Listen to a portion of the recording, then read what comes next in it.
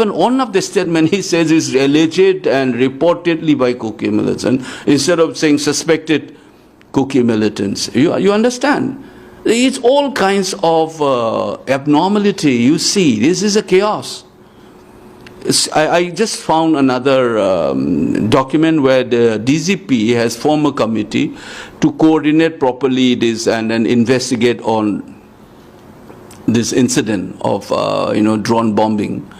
There is another group called Unified Headquarters, which is commonly referred to as Unified Command, to coordinate the security agencies. We don't know who's working.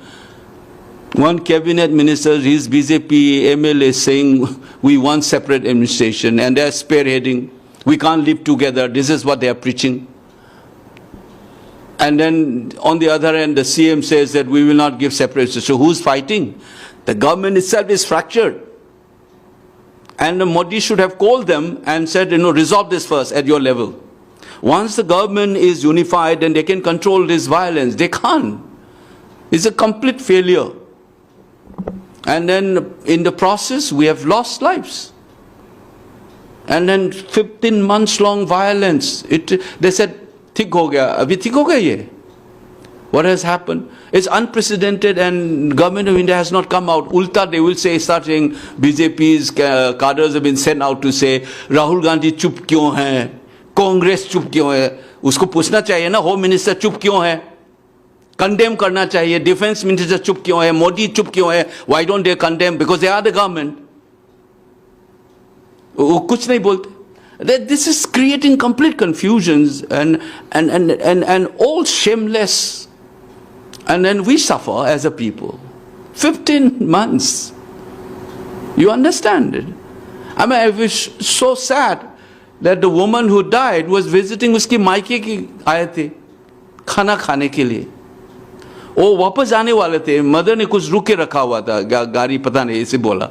And he was standing outside and she was killed. It's a symbolic of home being destroyed, either ways. And then we said that Indian Army is blocking and the Central Security Forces are deployed, that despite that these people are shooting down on the valley. And then the government, police can't even say that it is suspected Kuki militants. He said alleged, reportedly. I don't mention this name only when my principle is very clear. It's only when the official confirmation comes, then I speak. Otherwise, what happens is, you have this propaganda and demonizing communities will follow, which aggravates the situation. It deepens the divide. Some people want to divide Manipur, and they have played out, and many have fallen prey to that one. Jitana aap hate karoge each other ko, then the divide becomes more consolidated. Based on that, they said, "Abhi reh nahi sakta, hum ek hi saath nahi rahega. We can't stay together. The divide is too deep, and hence separate administration." That's the logic. So in order to arrest that kind of a division, you try to stop this, unnecessarily demonizing the entire community. But they have been doing it. Meiteis have been demonized as the perpetrators through disinformation campaign on media.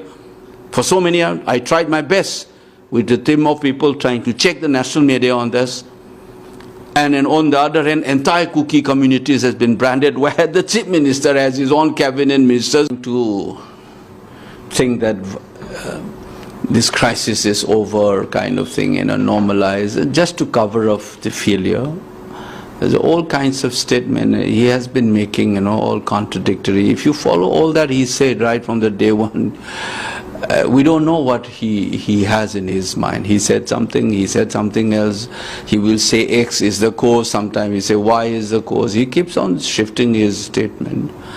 And he said it's not going to be easy for people to return home very quickly. And he says 6 months we will have peace, as if, I don't know whether he meant by that all these internally displaced people will go back to their original homes within 6 months. Only a few weeks ago he said it's going to take time. So does it mean that by peace, normalization, these people also go back? What does he mean by that?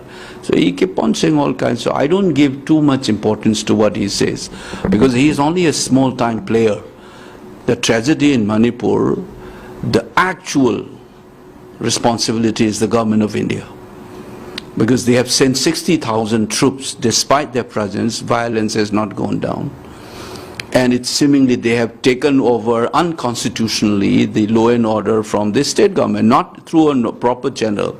It is an admission by the Chief Minister and one of his cabinet ministers that security advisor was appointed by the union government, yet the order was issued by the state government. So it is a satrap, it's a local satrap, who is serving the diktats of Delhi. So I think, I don't give too much importance to, we should not distract from the fact that the major role is the government of India. If the constitutional machinery is collapsed, they should have done what is the appropriate actions to make the state government accountable for the failure. No, they didn't do it, because ultimately you realize that the game plan, they are just using this, promoting and protecting such kind of a satrap in the state, and and ruling through these proxies to implement certain agendas by the government of India. I mean, that is very clear. For 15 months, this violence has happened despite the presence of these troops, and this is unprecedented. It's like Ukraine-style, bombing, which is internationally illegal as well. They started resorting to this, and India is such a superpower. Air Force and Army and special troops and others, and you think you can't control, and then people can go on bombing and killing innocent people this way? I mean, that clearly shows that government of India is complicit in these actions, and they have propped up a satrap like the government of Manipur and to implement their agendas. So that's the situation I look at it at the moment.